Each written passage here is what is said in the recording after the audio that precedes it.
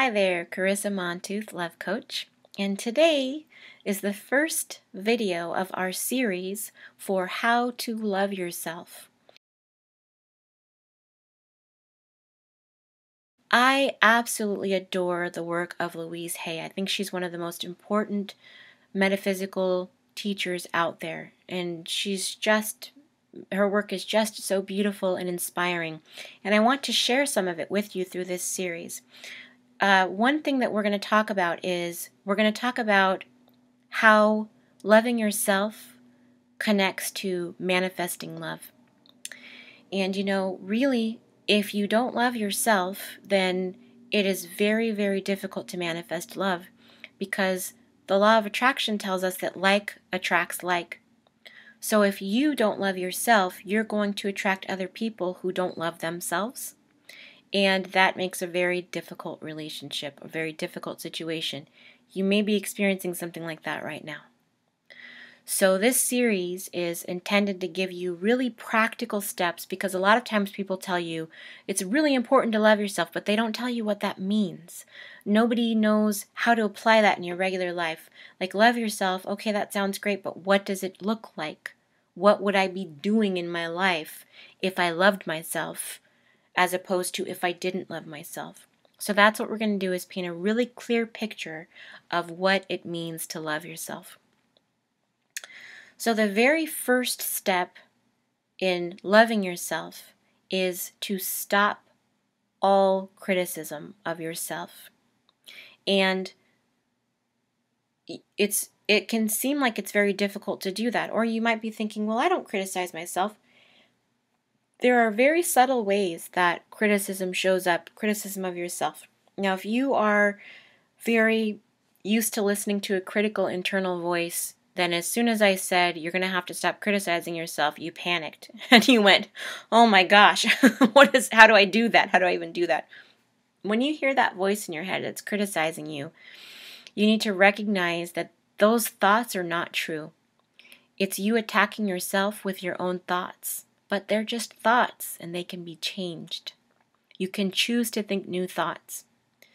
One of the things that makes that really difficult is that you think that means when a critical thought comes up, you have to immediately try to think nothing. And that doesn't work. If you try to think nothing, it just doesn't work. Something comes in there. You have to actually choose the positive thoughts that you're going to replace the critical negative thoughts with, and you'll have to choose them in advance. That is why affirmations are so powerful. They work in your conscious mind to help you choose true positive thoughts that you can use to replace those negative thoughts. So for this very first step, don't criticize yourself anymore. The thing that I want you to do is take a day when you can pay attention to your thoughts, and it doesn't have to be like you take a break from life and you have to go to like a monastery and not talk to anyone and meditate. That's not what I'm saying at all. I'm saying choose a day, like tomorrow or like the rest of today, and take note of the critical thoughts that come into your mind. Are they thoughts about your body? Do you say to yourself, when I lose 10 pounds, I will ... Are they thoughts about your job? About how well you do your job?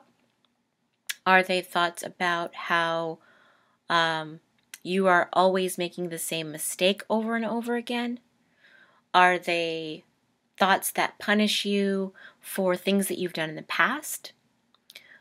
Are they even your voices that you're hearing? Because sometimes what you're hearing isn't even you. You're hearing a parent criticize you from a long time ago.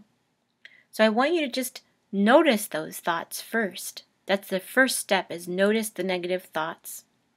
The second step is choose a new belief that you want to replace that with. So if the negative thought that's coming in is, when I lose 10 pounds, I will XYZ, or I will feel happier, I will feel healthier, I will feel sexier. What I want you to do instead, you've identified that thought, now I want you to choose a new positive thought to replace it with. So that's going to look like this in that situation. I'm absolutely sexy exactly the way I am. I am absolutely healthy exactly the way I am. I accept myself at any weight, whatever those thoughts are. And you might be thinking, I don't want to do that because if I believe that I'll accept myself at any weight, I'm going to balloon up to some weight that's not healthy for me, or I'm going to get completely out of control and eat things that are not good for me and all of those things. And I want to tell you, my darling, that that is not the situation, because if your critical thoughts worked, you wouldn't be in this situation, right? Criticizing doesn't work. What works is to accept yourself completely and stop criticizing. And that gives your mind and your spirit room to make intentional decisions that are healthy. When you make decisions from a positive standpoint, then they are positive and healthy for you. When you're criticizing, you're making decisions that are negative and punitive, and those changes and behaviors are going to be negative and punitive. When you're in a positive mindset, your changes are positive. So that's what I want you to do first. And you might apply this directly to your love life in terms of thinking, what are your critical thoughts about love? Are your critical thoughts things like, I'm so bad in relationships, no one would ever want me, I mess up relationships all the time, I don't know how to have a good relationship, those kinds of things. I want you to flip those things, and when that thought comes up, don't try to think nothing. Replace that thought with the positive thought, which is usually the opposite of that, which is, I am absolutely capable of having loving, healthy relationships. I know how to have good relationships. I know what it feels like to have good relationships. You can replace those negative thoughts with those positive thoughts. And I'd love to hear from you in the comments.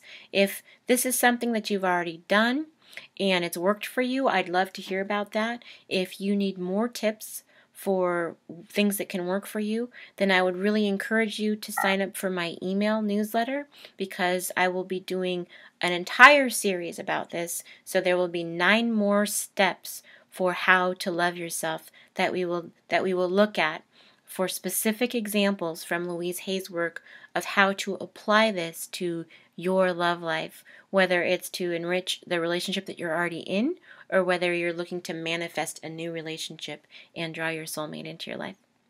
So I would love to connect with you. If we haven't had a chance to connect yet, please come over to my website and see me.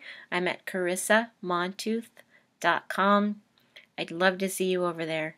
Have a lovely day.